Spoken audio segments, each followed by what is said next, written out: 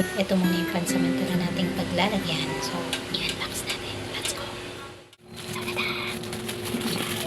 Ito nga po pala yung nabili ko sa Shopee. Ayan. For only 150 pesos. Ayan. Napakamura. Tingnan nyo. Ang ganda ng kulay, diba? Tamang-tama nga ito sa mga nagro-room for rent o kaya naman bed space na kagaya ko. Madali lang siyang tiklopin. Kaya pag gusto mong lumipat ng tirahan, o diba, madali lang siyang bitbitin. Kasi pwede mo naman siyang tiklopin eh. Or kahit nga nakaganyan na eh, para laman na yung mga damit mo. O diba hindi siya mabigat. Kalimutan natin to. Ito yung division saglit. Ayan, so nakita ko na. Ito pala, may pandikit siya dyan.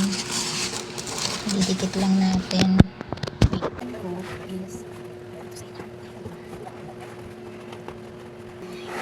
Ayan, so ganyan na siya. Pwede mo siya paglagyan ng mga damit talaga. Malaki naman siya. Kasyang-kasya ang gamit ko. Nuulit ko, 150 lang yan ha. Sulit na. Lipat natin yung mga damit ko dun. Mga nakabalanda. Ito na yung electric fan. Mabalas talaga. Kaya maingay gawa ng electric fan talaga.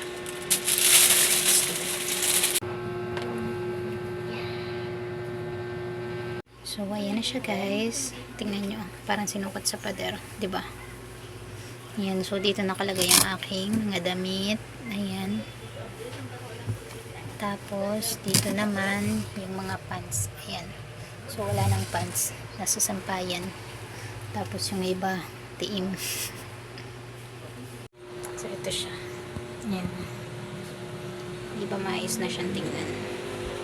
Kasi nag-iisip ako kung anong pipiliin kong lagay ng damit. Kasi syempre hindi naman tayo mag-i-stay dito sa, dito ng matagal. Dito sa lugar na to.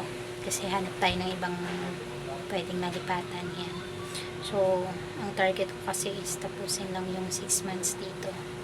Kaya ayoko sanang magtambak ng maraming gamit. Kasi syempre ang hirap hakutin. Tapos, syempre, ayoko namang iwan gawa ng pinastusan ko rin naman, diba?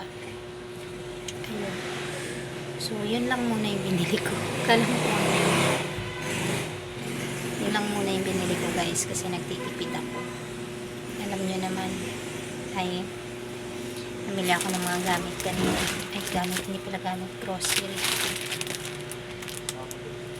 Ayan, tsaka tubig ulit. So, same pa rin yung grocery ko. Alam niyo kung anong nadagdag.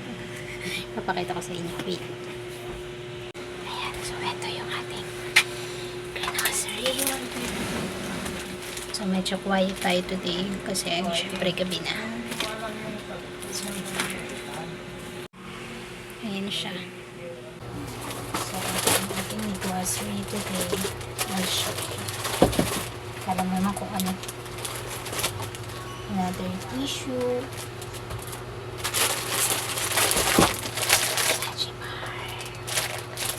Ba't ibang flavor yan? Para hindi tayo maboring. Alam nyo naman. Kasi guys, ito.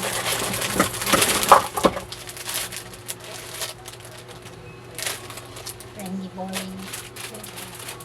Tuwing umaga kasi hindi talaga ako palakain ng kanin. Dati na to.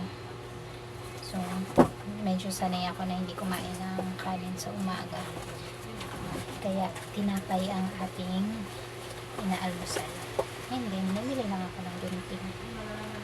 Gunting, tapos, mga dilata. Mga dilata, hindi ko na ipapakita. The usual, yung mga pinamili ko din nung nakaraan ng mga dilata.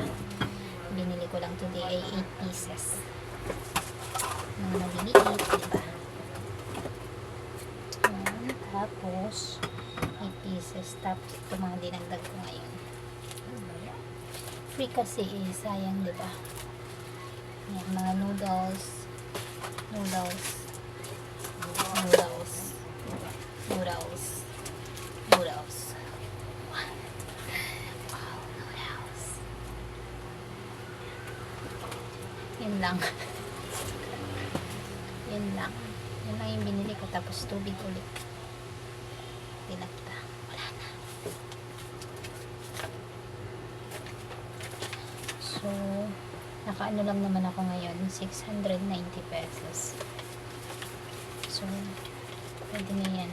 Hanggang ano ulit to. Hanggang katapusan. Every 15 tayo ng grocery. Yun. Hindi talaga. So, yan.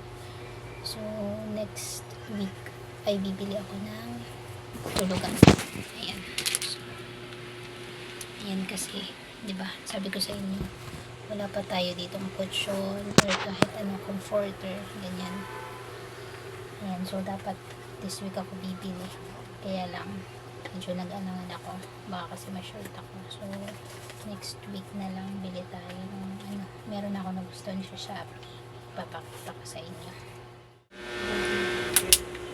Guys, maganda pala talaga nagpa-vlog ako.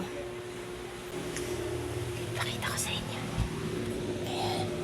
So, medyo sinipag ako after ko mag-vlog. Hindi ko alam na palinis-linisan na ako. So, nais ko yung mga gamit ko. Maayos ba yun? Parang hindi pala. Ayan. So, ayan na siya sa taas. Ito yun sa baba. Ayan, sikip kasi. Ayan. O, diba? Pero mukha pa rin siyang magulo, no? Wait. Ayan. So, pinagsama-sama ko lang yung pagkain. Tapos ito yung electric pan natin. Ayan yung team ko. Ayan. Ayan yung higaan. Ayan. Ayan. Ayan. Ayan. Pinilit ko muna yung sapatos ko. Hindi ko pa nalalaban. At ang aking team. So far, okay na.